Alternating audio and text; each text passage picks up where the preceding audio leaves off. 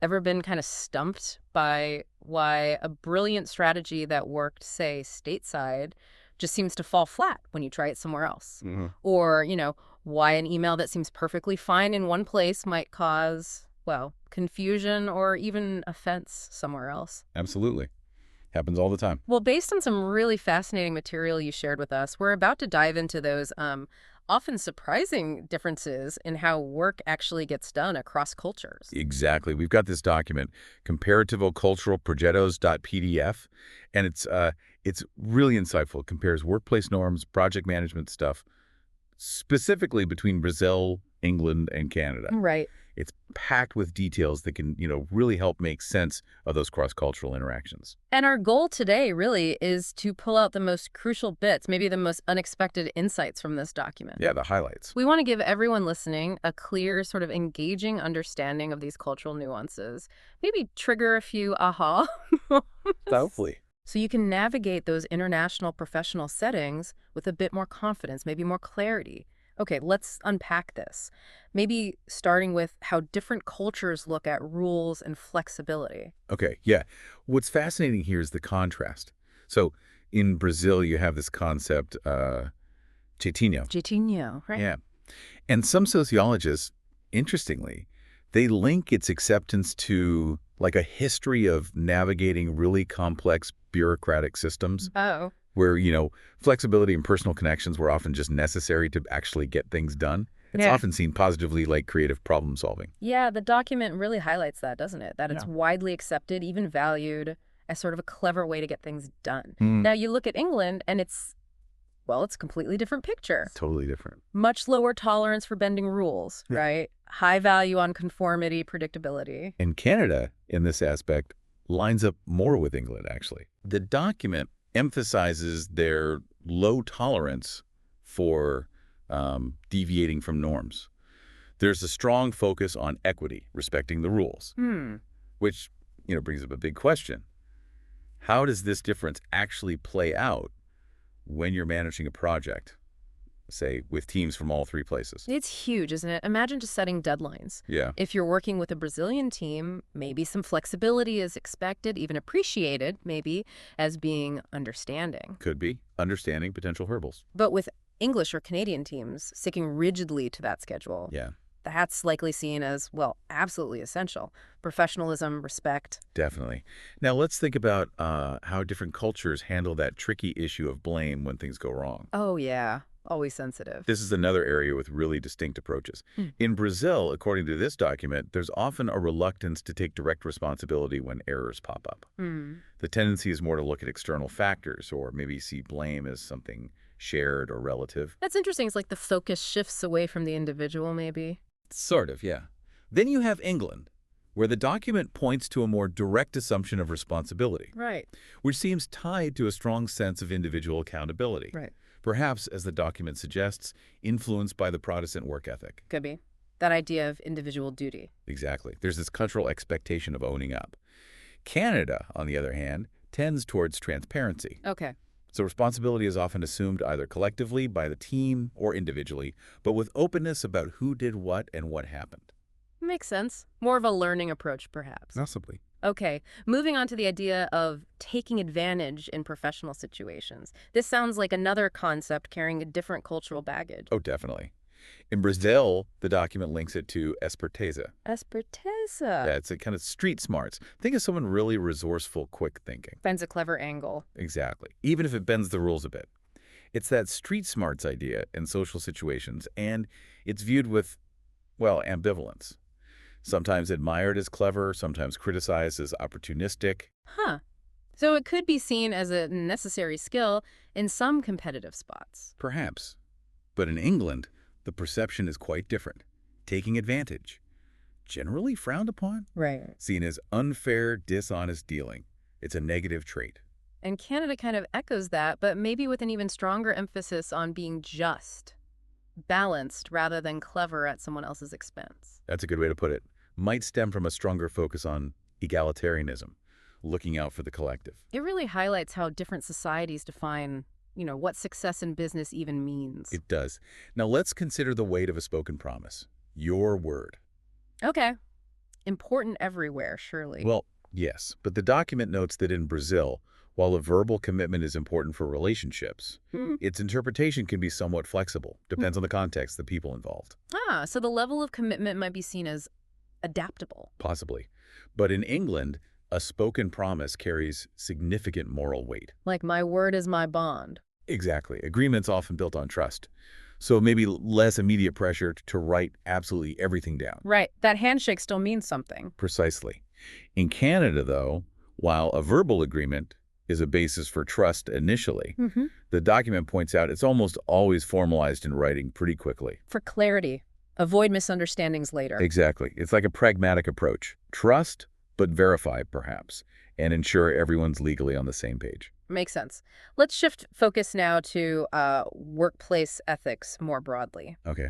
The document highlights that in Brazil, ethical interpretations can be quite flexible, often influenced by the social economic context. Meaning? Well, what might be a minor thing in one situation could be viewed very differently depending on who's involved. The perceived necessity. Sounds very situational, context dependent. Very. In contrast, England has very clear, institutionalized, and actively monitored ethics. Like formal codes of conduct. Yeah, well-defined rules, policies, procedures, all in place to ensure ethical conduct. And Canada. Similar to England. Quite similar in its emphasis on clear rules and frameworks, yes. But with an added layer, the document suggests, of emphasis on inclusion and empathy. Ah, okay. So not just following the rules, but considering the impact. Exactly. The impact on diverse groups, individuals. It's a subtle but important distinction, that human element within the ethical framework. Interesting. Now, what about public morality and reputation? How does that play out? Well, in Brazil, the document suggests a more flexible public morality. Reputation matters, definitely, Right. but there's maybe a certain tolerance for deviations from strict norms if those deviations can be explained or justified within the context. Almost like an understanding that circumstances sometimes force your hand, at least in public perception. Something like that. Well, But in England, reputation is absolutely central. Professional, personal standing. It's huge. and mistakes stick. Moral missteps can have long-lasting, significant negative consequences. Your reputation is a cornerstone. And Canada. In Canada, reputation is very much tied to the collective, the document suggests. There's a culture of accountability that affects not just individuals, but the organization's standing too. Okay. Let's move on to how hierarchy and power are perceived and, navigated. Right. In Brazil, there's clear respect for hierarchy. But the document notes these structures can also be somewhat negotiable. How so? There's often a desire to cultivate proximity, personal relationships with those in power. So it's more relational. England, on the other hand, sounds more formal? Generally, yes. Yeah. More well-defined formal hierarchy, respectful but often more distant vertical relationships. Clearer lines of rank and authority. Exactly. And the expected distance between levels. Canada, meanwhile, presents a more horizontalized hierarchy in many modern workplaces. Ladder structure. Often, yeah. Leaders strive to be accessible, collaborative, fostering a less rigid, more egalitarian structure where input from different levels is actually encouraged. Okay, big differences there.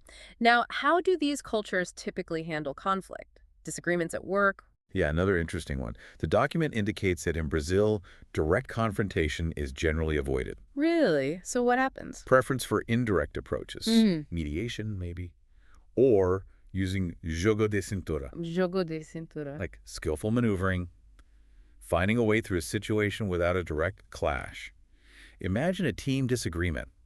Maybe a senior figure subtly helps them find common ground. No big face-to-face argument. It's about preserving harmony, relationship. Largely, yes. England, however, generally accepts, even expects, direct confrontation As normal. as a natural, necessary part of rational debate. Problem solving. It's seen as efficient addressed issues directly. And Canadians. They seem somewhere in between sometimes. Well, they also tend to prefer avoiding direct conflict initially, the document suggests. But they will engage when needed. But carefully. Yes, with a strong emphasis on diplomacy, finding mutual solutions, showing empathy for different views, resolve the issue, and maintain the relationship. Makes sense. Now let's consider transparency in professional relationships. Another area where norms can really diverge, right? Absolutely. The document suggests that in Brazil, complete transparency, well, it can sometimes be viewed with a degree of suspicion. Suspicion. Why? Excessive openness might even be interpreted as weakness, maybe naivety, in certain competitive situations. Interesting. Being too open could be negative. Potentially. In contrast, England places a high value on transparency, especially in business. Seen as a positive. Generally, yes, a sign of trust, integrity, straightforward communication. And Canada. In Canada, transparency is often seen as fundamental for building both social and professional trust. The document highlights continuous feedback processes as a sign of this. Regular, open communication. Exactly. About performance expectations, it's built in. Okay, let's talk about something seemingly simple but often a source of friction. Time and punctuality. Yes. Classic example. In Brazil, the document describes a more flexible approach to time. Minor to moderate delays, meetings, deadlines. They're often tolerated. Don't carry the same negative weight as elsewhere. So, running a few minutes late isn't a huge deal? Often not, no. But in England, punctuality is core, a significant sign of respect for others' time. Crucial for professionalism. Absolutely. Being on time for meetings, hitting deadlines, it shows consideration, efficiency. And Canada follows that. Canada also places a high value on punctuality, yes. Often linking it directly to efficiency, respect for schedules, overall professionalism. They tend to be quite rigorous with timelines. Okay, so that's a clear difference. Now let's dive into some more project-specific things, starting with accountability within projects. Right. The document notes that in Brazil, there can be a tendency to resist taking individual ownership of, say, technical or process errors. So who gets blamed? A common reaction might be to point to the system or IT in general or external factors. That sounds like it could slow down actually fixing the problem. It potentially could, yeah. In England, there's generally high individual accountability expected within projects. Roles clearly defined. Typically, yes. And individuals are expected to own their responsibilities and any errors in their domain. Fosters a strong sense of personal responsibility for the outcome. It does. In Canada, the document highlights a more structured approach to sharing responsibilities. Meaning? When errors happen, the focus tends to be on understanding what went wrong and learning from it collectively, rather than just assigning individual blame. More collaborative, learning-focused. Okay. What about the reliability of data used in IT projects? The document points out that in Brazil, ensuring data accuracy and reliability can be a real challenge. Why is that? Often due to less mature data governance practices, maybe a less ingrained data-centric culture. So the foundation for data-driven decisions might be shaky. Less robust, perhaps. In England, data accuracy and reliability are typically highly valued in IT. Poor data quality, that's seen as a serious issue. Because decisions depend on it. Exactly. Canada, on the other hand, tends to have more robust data governance frameworks, clear lines of accountability for data quality, integrity. Transparency is usually the norm, too. Okay. Moving on to how actively different business areas participate in IT projects. Right. The document suggests that in Brazil, business stakeholders sometimes take a more reactive stance. Waiting for IT to lead. Often, yeah. Waiting for IT to drive the project rather than being actively involved from the start. Sounds like IT carries a heavier load than initiating things. Potentially. In England, there's typically an expectation of active, engaged participation from the business side right from the beginning. As partners. Yes, key partners sharing responsibility for success. It's more integrated. And Canada. Often a highly collaborative culture between IT and business. Frequently forming multifunctional teams right from the definition phase. Shared ownership, aligned goals. Let's consider implementing big new systems like ERP or CRM. Always complex. Oh, yes. The document knows that in Brazil, these implementations can sometimes face political resistance internally, and maybe a general fear of big change. Understandable. And there might be a tendency to try and adapt the new system to the existing culture, the old ways of working. Instead of fully embracing the new processes. Right, which could limit the intended benefits. And in England, more structured. Generally more detailed planning for organizational change, yeah. And greater respect for structured change management methods to help adopt new systems. Aiming for a smoother transition. Exactly. Canada often takes a balanced approach, focusing on adopting the tech effectively and thoughtfully adapting the culture where needed. Change management is usually integral to the project plan. What about project management offices, PMOs? How mature are they? The document indicates that in Brazil, formal project governance can often be less institutionalized. More improvisation. Yeah, a more prevalent culture of improvisation, maybe firefighting when issues pop up. More reactive. England sounds different. England generally shows high maturity in frameworks like Prince2, MSP, ITIL. Formalization of processes, governance, that's typically the standard. more structured, controlled. And Canada. Often modern PMOs focused on agility, results, transparency, frequently using things like OKRs, KPIs, agile governance. How does communication typically flow between IT and business folks in these cultures? The document suggests that in Brazil, it can sometimes be challenging, maybe conflict, maybe misalignment. Technical jargon getting in the way, That too. It can create distance, hinder understanding. which can definitely cause delays. England. Generally an expectation of clear, concise, pragmatic communication, often with emphasis on formal records, regular meetings to stay aligned, Yeah. keeping everyone on the same page. In Canada, more empathetic. Often, yes. More empathetic, maybe pedagogical communication, a mutual effort to bridge the technical divide, build shared understanding. Now, Agile, Scrum, DevOps, etc. How's the adoption? The document notes that in Brazil, agile use is growing, but sometimes it's implemented superficially. Local adaptations that might accidentally compromise the core principles. The intended agility gets a bit lost in translation, maybe. England. Generally higher adherence and maturity in agile practices. Frameworks often applied with more discipline, deeper understanding, following best practices, And Canada. often demonstrates a more genuine, effective adaptation, focusing on the core values, collaboration, iteration, continuous delivery, a more deeply assimilated agile culture. What about using data and metrics within IT departments for decision making? The document suggests that while metrics might exist in Brazilian IT, there's often a weaker data-driven culture, meaning metrics don't always play a central role in guiding decisions. So gut feeling or old habits might still dominate. Possibly. In England, metrics are generally key drivers for decisions in IT. Objective evaluation based on data. That's often standard practice. Data informs strategy. And Canada, strong on metrics too. Often a strong culture of accountability based on metrics, yes, but frequently balanced with considering employee well-being, alignment with purpose. It's not just the numbers. Okay, that balance is interesting. How about feedback? Giving and receiving it. Big differences here too.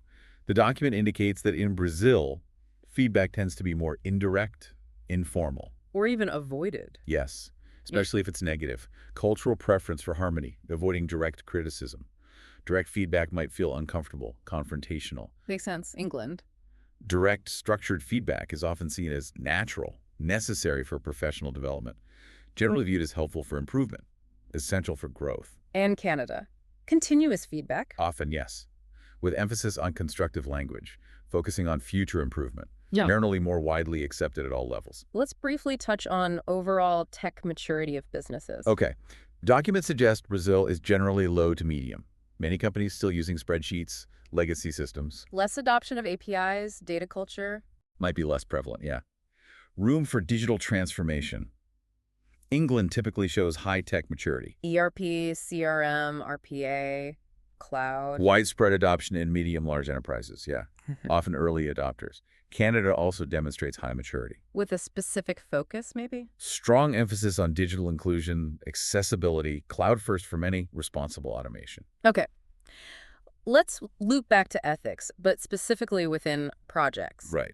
Document notes that in Brazil, ethics within projects can sometimes be situational. Taxability again. A tendency to flexibilize decisions or processes to accommodate, say, political or personal pressures could create ethical dilemmas. England sounds stricter. Tends to have strongly institutionalized ethical frameworks for projects. Violations are often taken very seriously. Clear consequences. And Canada. Generally a solid ethical culture extending to projects. Emphasizing collective values, maintaining the institution's reputation through ethical conduct. What about the actual data quality that projects rely on? Document describes data in Brazil as often fragmented, maybe lacking strong governance, inconsistent standards. Makes it hard to get a clear picture. Can do, yeah. Leads to inconsistencies, difficulties in analysis. England typically has more centralized data management, clearer governance processes, aiming for quality, consistency. A more reliable foundation. Canada. Also tends to have high-quality, interoperable data.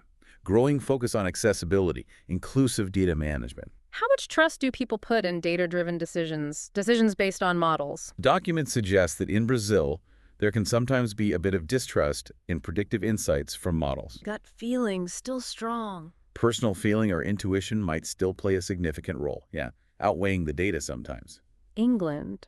More trusting of data. Generally, higher trust in data and models to inform decisions, yes. More evidence-based approach is common, Decisions often grounded in quantitative analysis. In Canada, balanced again. Often a balanced approach, yeah. Recognizing the value of data insights, but also acknowledging human judgment. Context. Data is validated, but the human element isn't ignored. Let's talk about collaborating with data science teams. How integrated are they? Document indicates that in Brazil, data science teams can sometimes operate a bit in isolation. Not much support from management. Or less integration with other business units could limit their impact. In England, data science teams often are more integrated into strategy. Working with C-levels. Frequently, yeah. Informing key decisions. You say Seen as strategic partners. in Canada. Often fosters a highly collaborative, multidisciplinary culture right from the start of data science projects. Data teams working closely with business, IT from inception. How do they react when models go wrong? Predictive failures. Document suggests in Brazil might be a tendency to blame the algorithm or the technical team. Deflecting from the business side, maybe? Potentially. Yeah. In England, errors are often viewed as just part of the scientific process. Learning, refining the model. Opportunities to improve. Exactly. Canada tends to approach model errors as chances for collective learning. Understand why it happened, implement changes for the future. What about MLOps? Managing machine learning models operationally. Document points to generally lower maturity in MLOps in Brazil. Maybe disconnected repositories, manual deployments. Less streamlined, automated, England, more mature. often more robust governance. CI/CD, testing, central repositories, version control, more reliable, auditable models. In Canada. Often demonstrates mature MLOps practices, yeah. Strong emphasis on ethics, auditability, understanding the social impact of deployed AI. How readily are analytical insights actually used? Document notes that in Brazil, insights might sometimes be ignored if they don't please their hierarchy or fit pre-existing opinions. Stifles data-driven decisions, then. Could do. In England, insights are generally documented, integrated into routine decision-making, informing operations, strategy. And Canada. Often demonstrates a real commitment to using insights to inform policies, new products, services, customer relationships. Okay, let's shift to more interpersonal stuff now. How sensitive are people to technical criticism? Document suggests relatively high sensitivity in Brazil.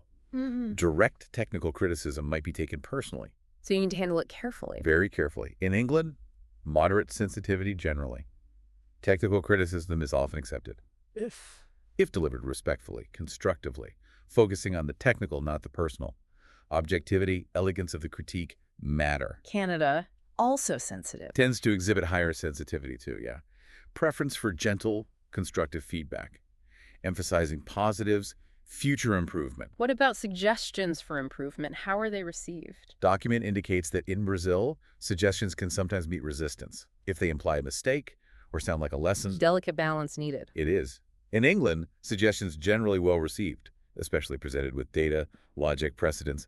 Evidence helps. In Canada, Often good acceptance, particularly if offered with empathy, framed collaboratively, focusing on shared goals. how about benchmarking? Comparing your project to others. Document suggests in Brazil, external benchmarking can sometimes cause discomfort if it feels like a negative comparison. Needs careful framing to avoid defensiveness. Right. In England, benchmarking generally seen as natural, valuable, a learning tool, identifying best practices, proactive approach, often appreciates benchmarking for learning. Yeah.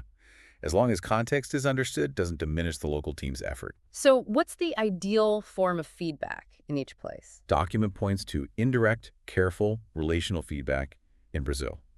Maintaining relationships is key. Subtlety, tact. Nuanced, less direct.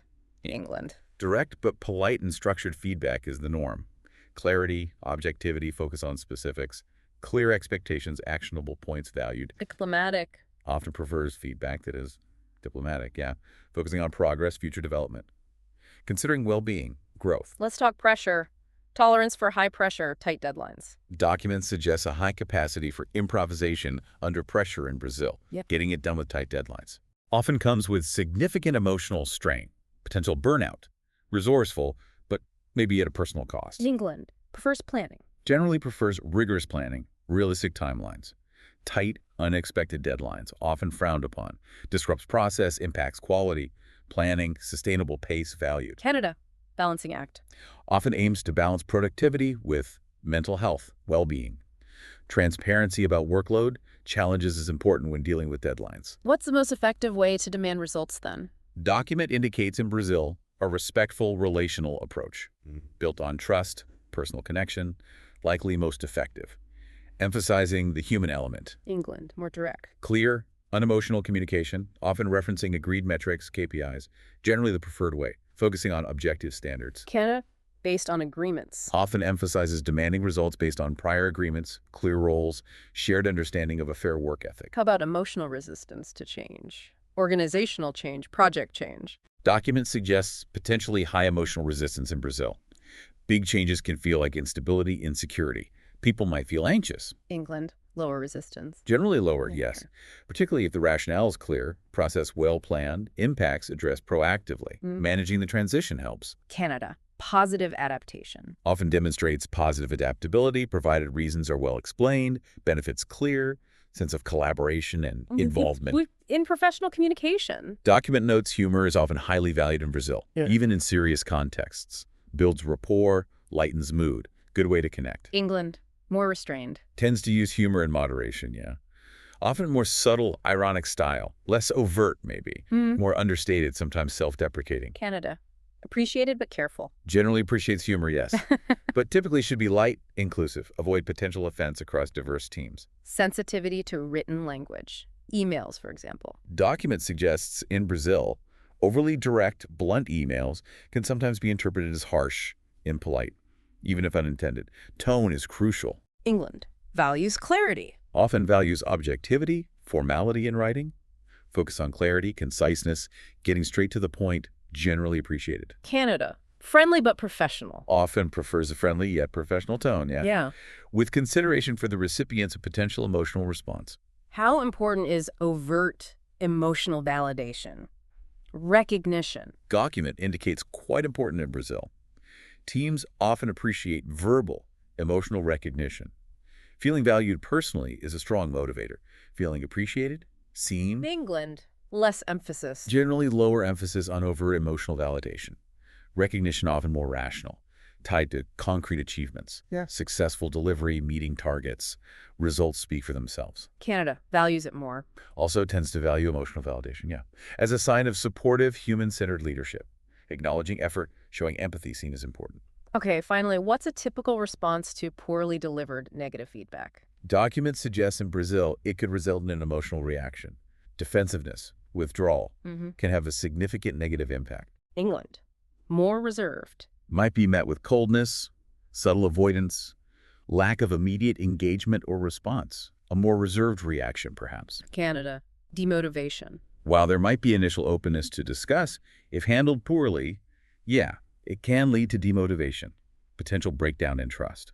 And, the document also brings up generational differences. That adds another layer of complexity, doesn't it? Absolutely. We see variations in tech background, preferred communication, relationship with hierarchy, work values, across generations from, say, the 70s up to the 2010s. Totally.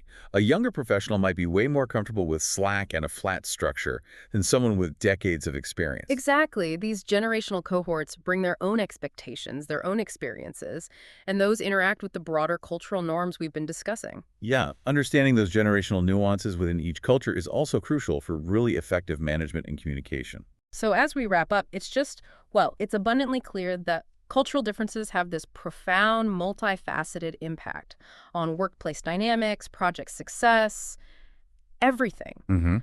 Grasping these nuances like we've explored between Brazil, England, and Canada, based on the material you shared, it's just vital for anyone working internationally. It's more than just politeness, right? It's about really understanding, avoiding potentially costly misunderstandings. This deep dive, drawing straight from your submitted document, hopefully offers a concise but insightful overview to equip people with stronger awareness, maybe greater effectiveness in navigating these diverse landscapes. That's the aim. And here's maybe a final point to mull over. Thinking about the specific professional contexts you operate in, how might these cultural differences we've talked about actually manifest? What assumptions might you be making, maybe unconsciously? And how could a more informed understanding of these cultural dimensions, how could that lead to better collaboration, smoother projects, just better outcomes in your international work? It's definitely worth thinking about. And we encourage listeners to explore the referenced materials in the document, like Hofstede Insights, the PMI Global Culture Report. Yeah, for an even deeper dive into this really fascinating and frankly, crucial topic.